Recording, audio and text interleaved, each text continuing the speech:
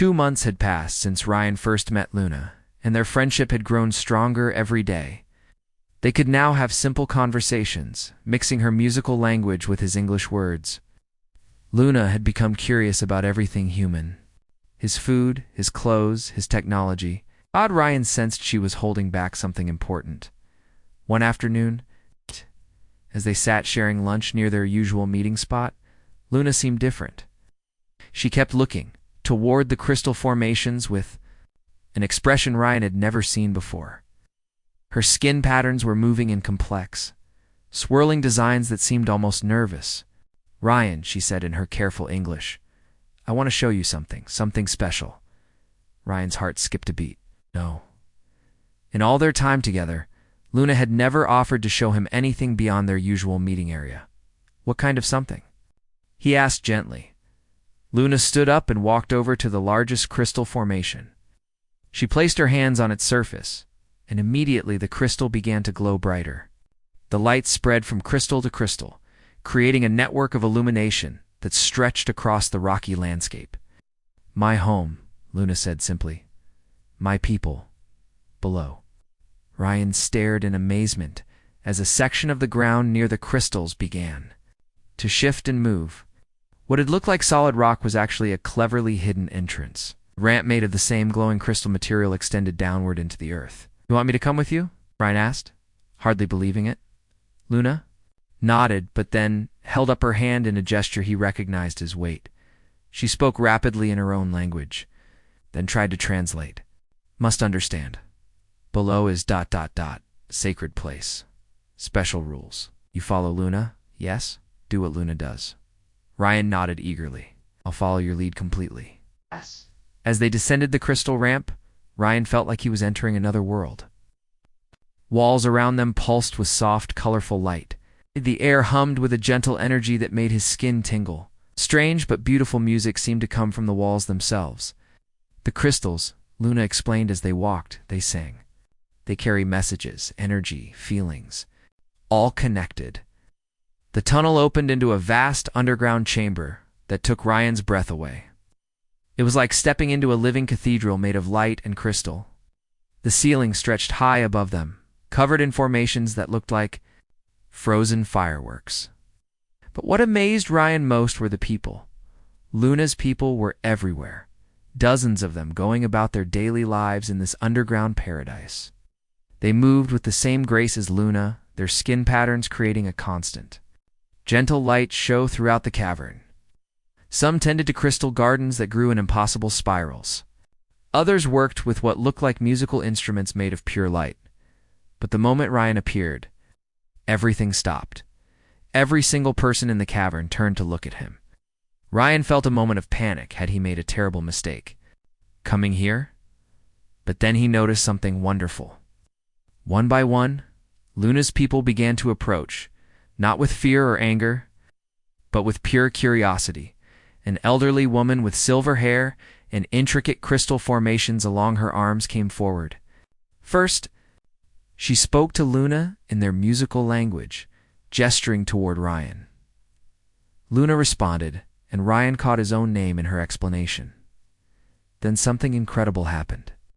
The elderly woman placed her hand over her heart and bowed slightly to Ryan. Following her example, all the other people in the cavern did the same. It was clearly a gesture of respect and welcome. "They honor you," Luna explained, her eyes shining with pride. "First outsider ever to enter our home. Very special." Over the next several hours, Luna gave Ryan a tour of her underground world that changed everything he thought he knew about civilization. These people had created something beyond his wildest imagination. They showed him crystal gardens where food grew in impossible colors and shapes. The fruits and vegetables were not only beautiful, but incredibly nutritious. The farming was done through harmony between the people and the living crystals. With no need for harmful chemicals or machinery, Ryan watched in amazement as a group of Luna's people gathered around a large crystal formation in the center of the cavern. They began to sing together, their voices blending in harmonies that seemed to make the very air shimmer. As they sang, images appeared in the crystal pictures of their history, their ancestors, their hopes for the future. This is how we learn, Luna explained. How we remember. How we decide important things. All together, all connected. But what fascinated Ryan most was their technology. These people had created machines that ran on harmony and light instead of electricity and fuel. Their tools responded to their thoughts and emotions. Their transportation was a network of crystalline tunnels that carried them through underground currents of energy. No pollution, Luna said proudly when Ryan asked about their power source. No damage to planet. We take only what planet gives freely. As the day wore on, Ryan realized that what he had initially thought might be primitive cave dwellers were actually far more advanced than his own people in many ways. They had solved problems that humans were still struggling with: clean energy, sustainable food production, peaceful conflict resolution. But the most beautiful discovery came when evening approached. The entire community gathered in the central chamber for what Luna called the daily harmony. Everyone from the smallest children to the eldest adults joined together in a ceremony that was part concert, part meditation, part celebration. They sang together, their skin patterns synchronized in waves of light that flowed throughout the cavern. The crystals responded, creating music that Ryan felt in his bones. For a few precious minutes, he could almost sense what Luna had tried to explain, the feeling of being connected to something larger than yourself, as they climbed back to the surface that evening. Ryan's mind was spinning with everything he had seen. Luna's people weren't just an alien species. They were a completely different way of thinking about life, community, and harmony with nature. Why did you show me this? Ryan asked. As they reached the entrance to the underground world, Luna looked at him with those deep violet eyes. And for the first time since he'd known her, she seemed sad about something, because she said softly, "We need help. Oh, our crystal network is failing, planet is changing, and we don't know why. Hey people, ... we may need to leave our home soon." After seeing the beauty and wisdom of Luna's civilization, the thought of them losing their home was heartbreaking. But as he looked at his friend's worried face, a new determination grew inside him. "Then we'll figure it out together," he said firmly. "Humans and your people, working as one. There has to be a solution." Luna's face lit up with hope, her skin, patterns glowing brighter than Ryan had ever seen them. "Together," she repeated, testing the word. "Yes, together we are stronger." Ryan had always dreamed of finding life on other planets. As a scientist working on the Space Research Station, orbiting planet Kepler-4 for 2b, he spent most of his days looking through microscopes at soil samples and rock formations. Day after day, week after week, it was the same routine.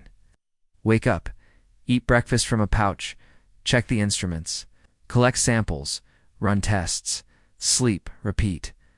But today felt different somehow. The morning started like any other.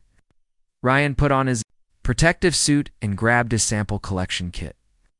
The planet below looked beautiful from space, with its purple skies and silver mountains.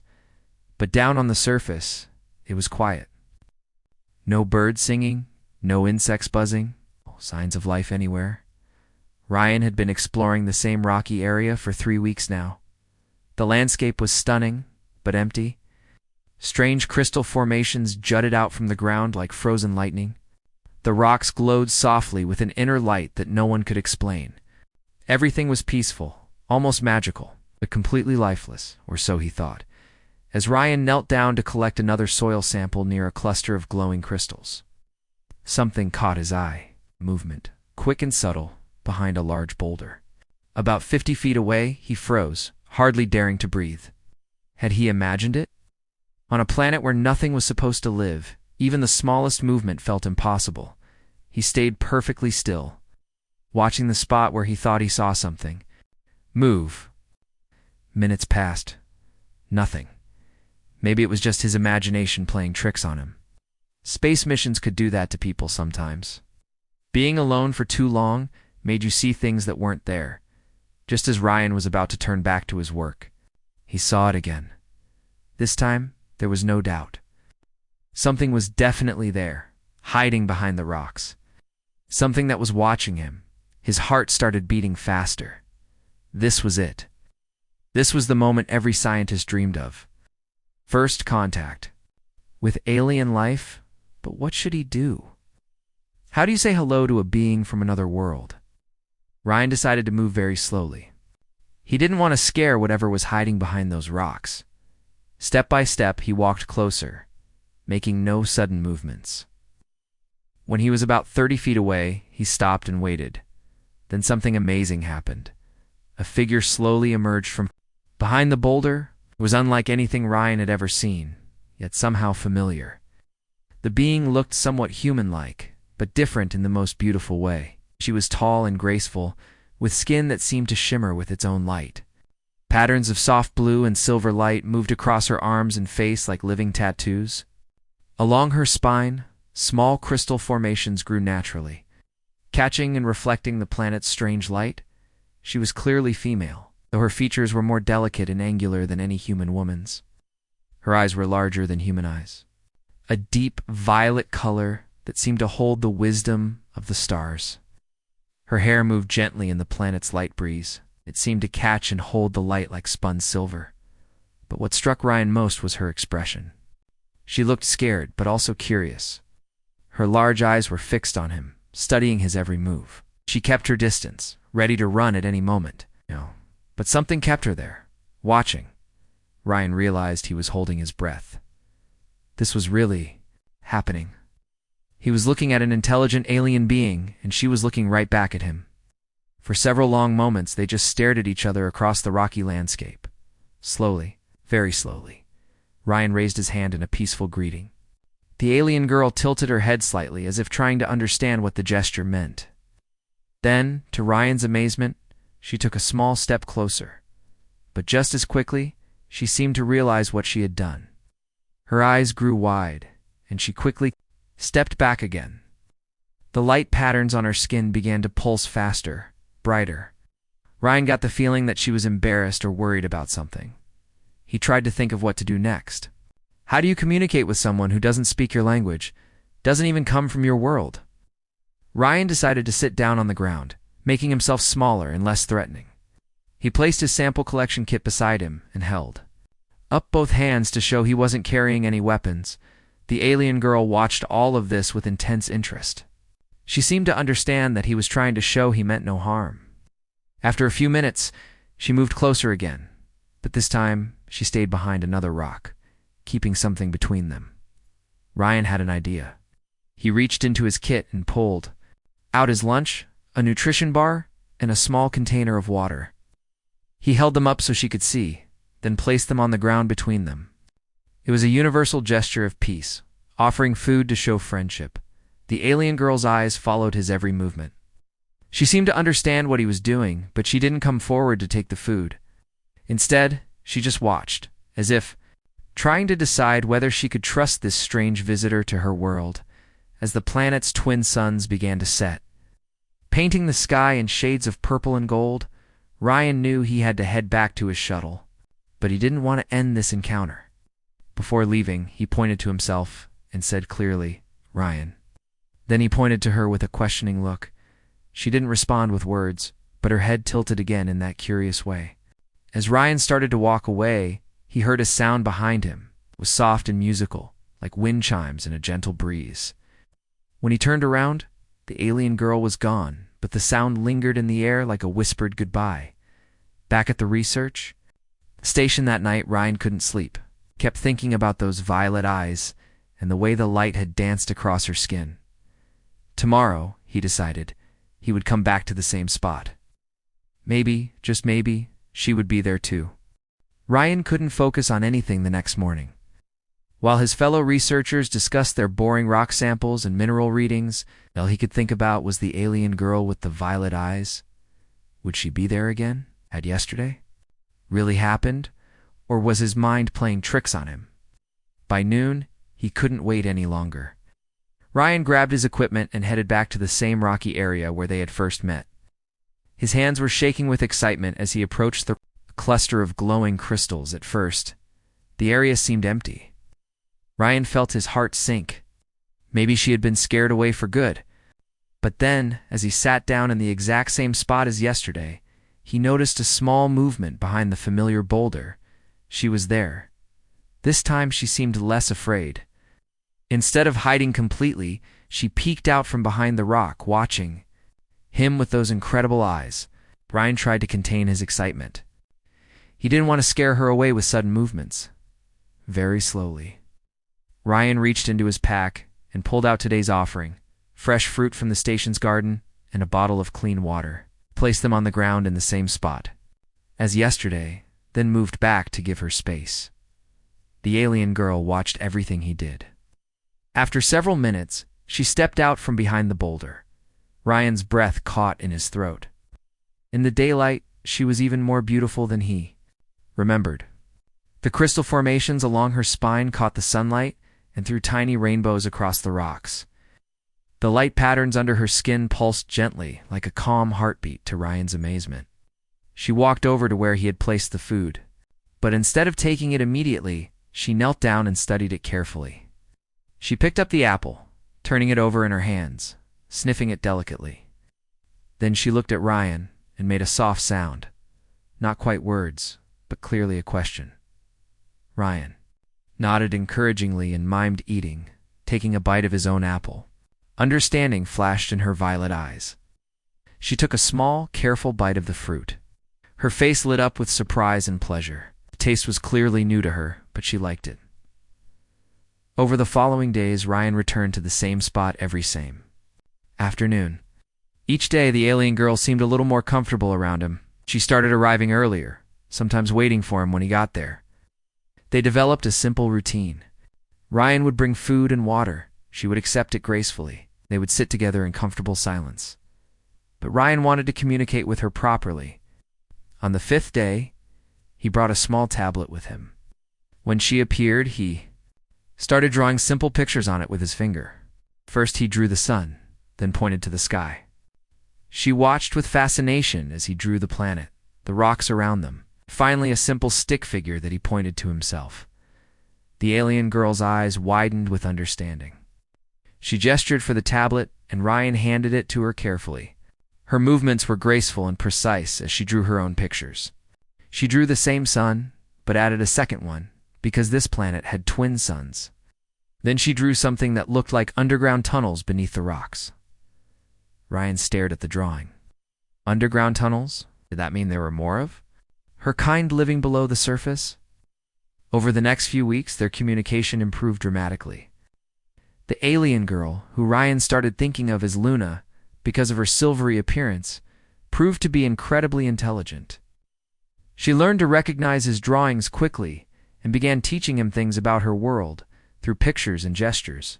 Luna showed Ryan that the glowing crystals weren't just rocks. They were alive in some way, connected to an energy network that ran deep underground. She drew complex patterns showing how the light moved through the crystal formations, powering something beneath the surface. But the most interesting discovery came when Ryan tried to understand why Luna always kept her distance from him. At first, he thought she was just naturally shy or afraid. But as days passed and she became more comfortable, he noticed something strange. Whenever he tried to get closer or make direct eye contact for too long, she would quickly look away and step back. The light patterns on her skin would pulse faster. It's almost like she was nervous or embarrassed.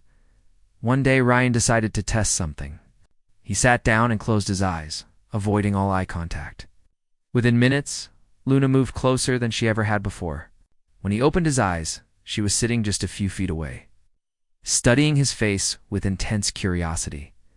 That's when Ryan realized his mistake. What he had interpreted as fear or shyness wasn't that at all. Luna wasn't afraid of him. She was being respectful. In her culture, direct eye contact and close proximity clearly meant something important, something sacred that couldn't be shared casually with a stranger. This revelation changed everything for Ryan. He started paying more attention to Luna's body language and the way her skin patterns shifted. He noticed that when she was comfortable, the lights moved slowly and softly. When she was excited or interested, they pulsed faster. When she was being respectful or formal, they formed geometric patterns along her arms. Luna began teaching Ryan, words in her language. Her voice was musical, like the sound he had heard on that first day. She would point to objects and say their names in her tongue, then listen as Ryan tried to repeat them. His pronunciation was terrible, but she was patient. With him often covering what might have been a smile with her delicate hand, in return, Ryan taught her English words. She was a quick learner, picking up simple phrases within days. "Hello, Ryan," became her favorite greeting, though she pronounced it more like "Hallo, Rianne" in her melodic accent. As the weeks passed, Ryan found himself looking forward to their daily meetings more than anything else in his life. Luna had become more than just an amazing scientific discovery. She had become his friend. And judging by the way her eyes lit up when she saw him, each day, he suspected the feeling was mutual. But Ryan sensed there was so much more to learn about Luna and her people. The underground tunnels she had drawn suggested a whole civilization beneath their feet. He couldn't help but wonder what other surprises awaited him in this incredible friendship. The moment the Great Harmony began, Ryan felt like he was falling into an ocean of light and sound. Hundreds of voices rushed into his mind all at once, not words, but pure thoughts and emotions flowing like rivers of consciousness. For a terrifying moment, he thought he might be drowning in the overwhelming flood of alien awareness, but then Luna's familiar presence found him in the chaos. Her thoughts wrapped around his like a warm embrace, guiding him through the storm of collective consciousness. "Trust the harmony," her voice whispered directly into his mind. "Let yourself become part of the song." Gradually, Ryan began to understand what she meant. The chaotic voices weren't trying to overwhelm him, they were trying to welcome him.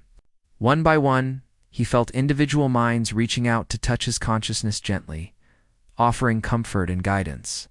The fear began to fade, replaced by something Ryan had never experienced before, the feeling of being completely understood and accepted by an entire community. As his panic subsided, Ryan began to perceive the true purpose of the Great Harmony. Through the Crystal Network, every person in Luna's city was sharing their knowledge, their memories, their ideas about how to solve the crisis threatening their world.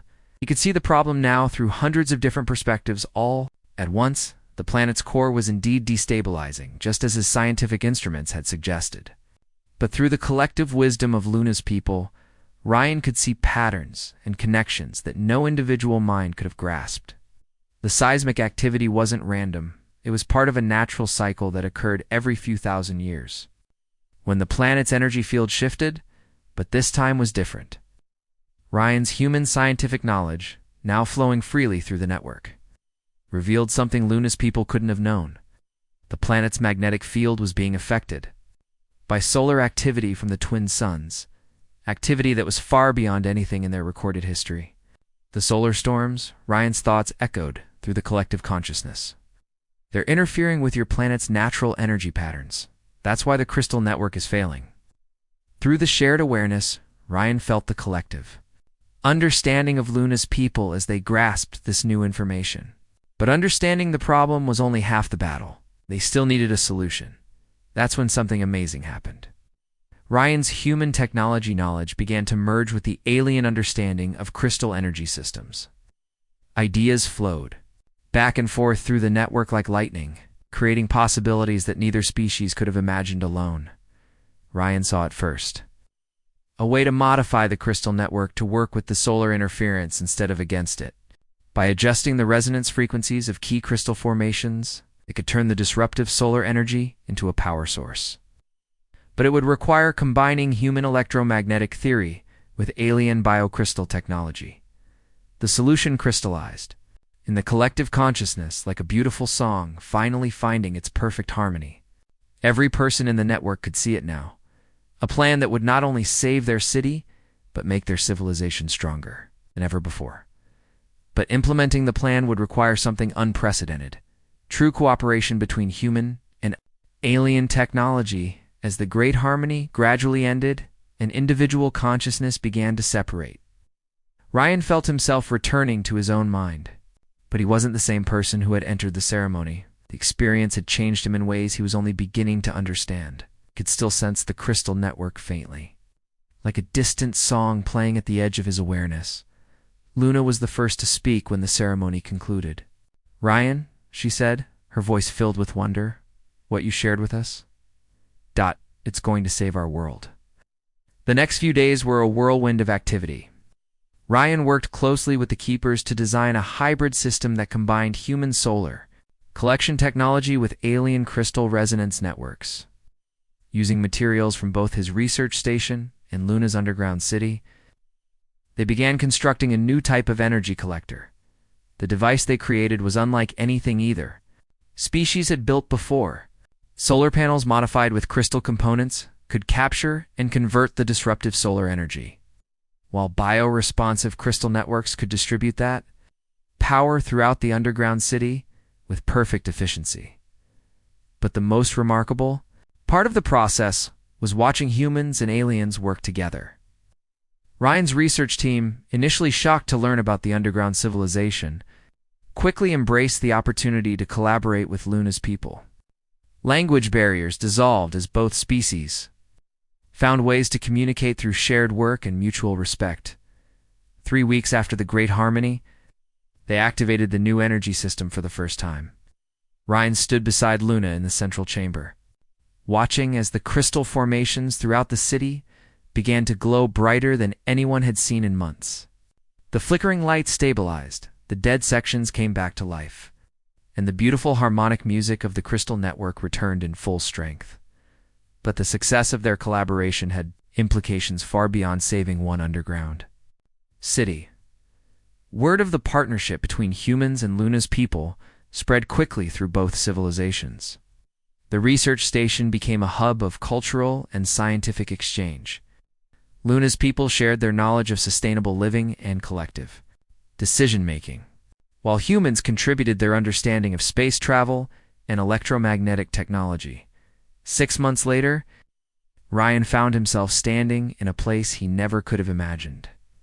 A joint human-alien research facility built into the crystal caves beneath the planet's surface. Scientists from Earth worked alongside Luna's people to explore new worlds and develop technologies that neither species could have created alone. "Remember when you were afraid to make eye contact with me?" Luna asked, joining Ryan on an observation deck that looked out over their shared laboratory. Her English had improved dramatically, though she still spoke with that musical accent that Ryan had grown to love. Ryan laughed, remembering those first awkward days when he had misunderstood every signal Luna gave him. "I thought you were shy," he admitted. "I had no idea I was accidentally being rude by looking at you directly. And I thought you were very strange for offering food to someone you barely knew," Luna replied with what Ryan had learned was her version of a smile. "In our culture, sharing food is something you only do with family. What does that make us now?" Ryan asked. Luna's skin patterns shifted to the warm gold and silver colors that meant joy and contentment. "We are more than friends, more than allies," she said thoughtfully. "We are something new. Human and my people joined together in a way that has never existed before." Ryan nodded, understanding exactly what she meant. Their relationship had become something beyond traditional human friendship or alien alliance. They were pioneers of a new kind of connection between species, one based on mutual respect, shared purpose, and the knowledge that together they could accomplish things neither could achieve alone. As they watched human and alien researchers working side by side in the laboratory below, Ryan felt a deep satisfaction. The timid alien girl who had once hidden behind rocks had surprised him in ways he never could have imagined. But the biggest surprise of all was discovering that first contact wasn't just about meeting alien life, it was about expanding the very definition of what life could become when different species learned to truly understand each other. 6 months later, their joint expedition launched toward a distant star system, where they hoped to find other worlds in need of the unique partnership they'd created. Ryan and Luna stood together at the helm of their hybrid spacecraft, ready to carry their message of cooperation and harmony to the stars. The universe, they had learned, was full of surprises, and they couldn't wait to discover what came next.